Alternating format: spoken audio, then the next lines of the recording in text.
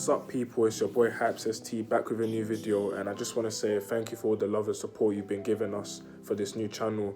We appreciate everything you're doing. Today we're doing a new video on predicting the upcoming Premier League fixtures for this weekend, discussing fantasy football, reacting to each result. And yeah, man, thank you for liking, subscribing, sharing the content. Keep sharing the content if you want. As you can clearly see, OJ is not with me today because he's preoccupied, and he'll be back next week.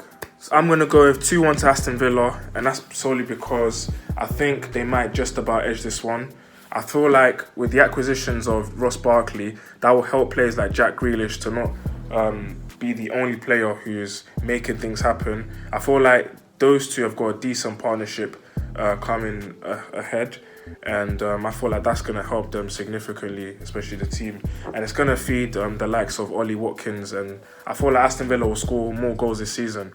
And obviously, Emiliano Martinez. Oh my God. Next game, we've got West Ham versus Manchester City. Obviously, West Ham are at home. West Ham, they had a shaky start at the beginning of the season, but I feel like they're starting to pick up their form, especially against the top sides. We've seen, obviously, since they lost to Arsenal 2-1, they beaten Wolves 4-0, beaten Leicester 2-0, came back from 3-0 down after 80 minutes against Spurs to secure a point. Man City, they haven't had I wouldn't say they've had a great start to the season. For the level and expectations of Man City, they haven't really had a good start. They've been a bit shaky. Obviously, they dropped points to Leeds United, got battered by Leicester City. This might be an interesting game. Obviously, it's an early kickoff on a Saturday. West Ham will probably be up for it. We all know what Antonio's like when he turns up against these teams. But because of the circumstances, I'm gonna go with a scoreline of 3-1 to Manchester City. Next game, we've got Fulham versus Crystal Palace.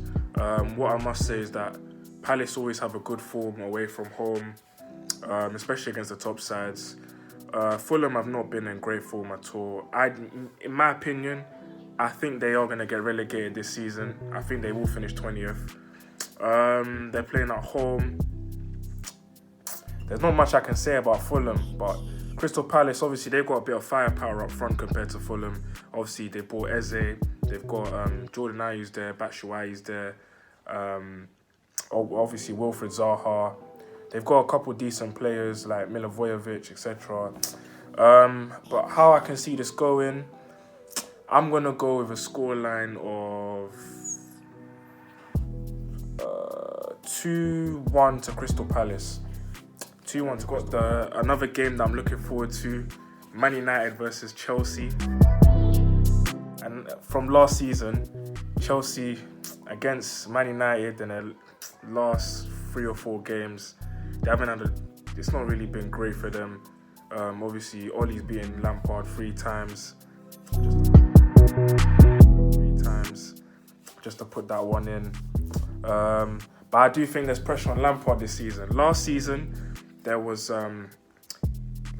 was a trial and error thing for him. He had more leeway because obviously they had the transfer ban, they got rid of Hazard. This season is completely different now. He's got the players he's wanted.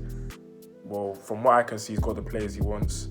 I do think there's pressure on him this season because based on the signings they made in the summer, from what I think that those signings were there to not win the title, because I still think Liverpool and Manchester City are miles ahead of the rest of the other teams.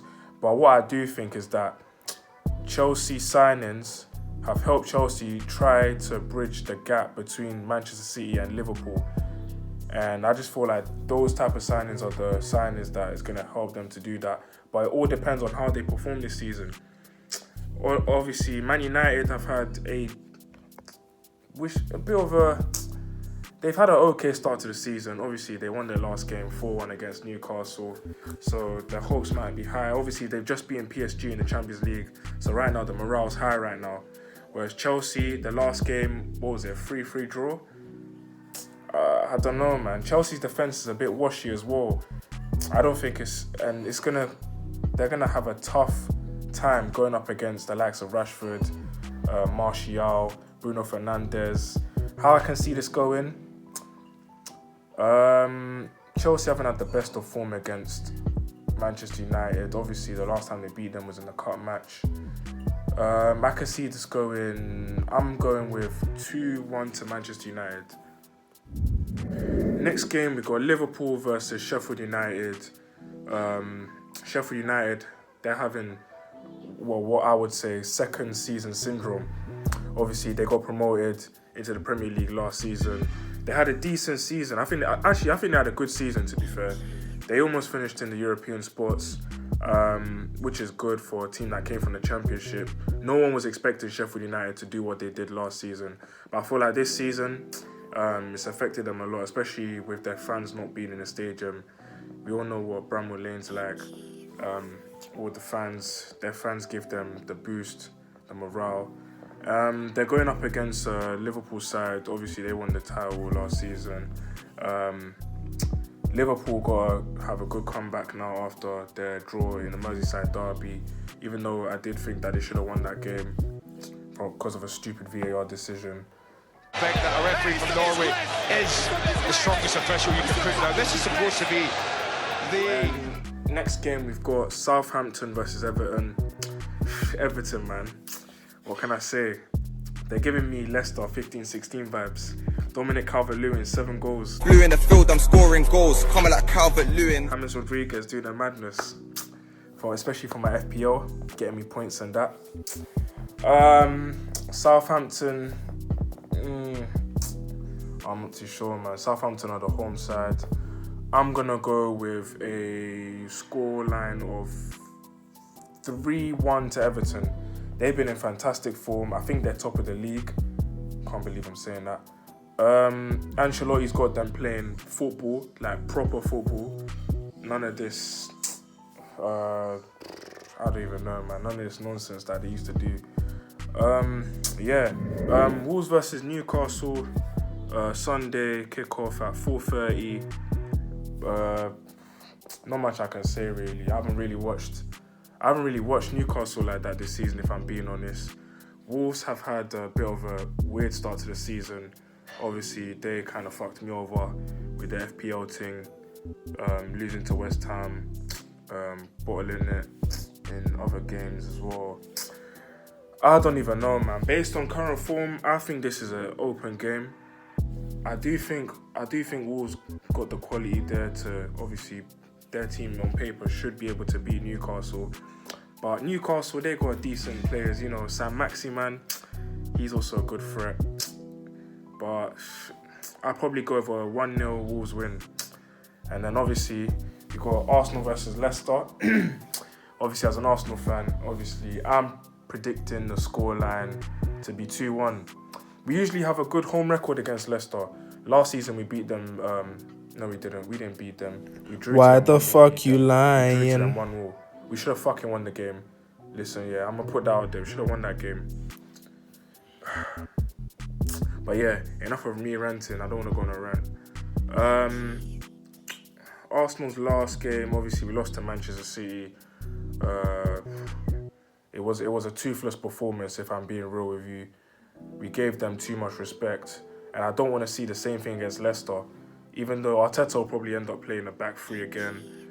More this defensive football. Like, we're the home side. We shouldn't be playing this defensive football and giving all these opposition respect, especially when we're playing against teams like Leicester. Like, fam, like, Leicester are going to be up for this game. Vardy, we all know what Vardy's like. Vardy always scores against us. But yeah, that's my predictions in it for the game. Obviously, I got to have hope in my team. I've been there for you since day one! Got Brighton versus West Brom. Brighton have been okay. I don't think they've been terrible. West Brom, it's kind of similar to Fulham. I think they're going to get relegated as well. They haven't been great. Even then, they drew to Chelsea. With With Brighton, I like people like Tariq Lamptey. I think he's outstanding. That's a player that I think Chelsea made a big mistake letting go of. But how do I see this game going? I'm going to go with a 1-0 draw.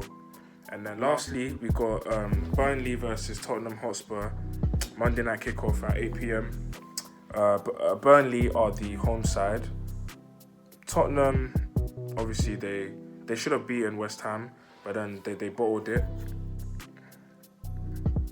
Quite a few. Do you know Tottenham?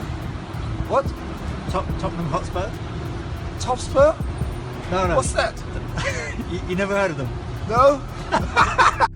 Other than that, all jokes aside, banter aside, agendas aside, Tottenham's attack actually looks pretty good. Like, they've been scoring a lot of goals this season, especially under a defensive Jose Mourinho type team. I do think the likes of Son and Kane have played a big part this season. Obviously, Kane has taken a step back and is now assisting 2020, you know. Son is obviously their top scorer with 7 goals. Burnley, how can I see this game going? I think Tottenham will win 3-1. So yeah, that's my predictions for all the games. Let me know what your comments are. Let me know what your thoughts are, sorry.